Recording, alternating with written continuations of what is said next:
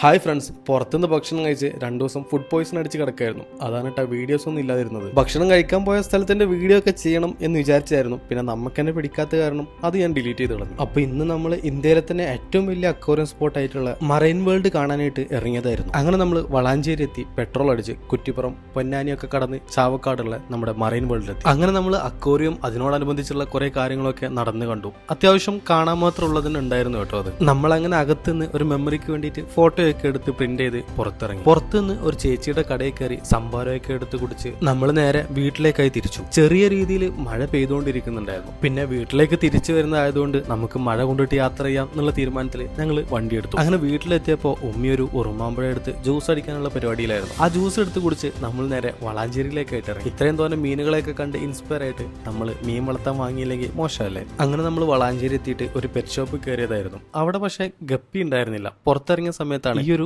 മാവ് കാണുന്നത്. നിറയെ പഴുത്ത മാങ്ങകളുണ്ട്. പക്ഷെ റോഡിലേക്ക് ചാഞ്ഞിട്ടാണ് കിടക്കുന്നത്. വെറുതെ അല്ല, ഇവിടെയൊക്കെ ഹെൽമെറ്റ് നിർബന്ധമാക്കിയതല്ലേ. എന്തായാലും നമ്മൾ വേറൊരു കടയിൽ കയറിയിട്ട് കുറച്ച് ഗപ്പികളൊക്കെ വാങ്ങിയിട്ട് വീട്ടിലെത്തി.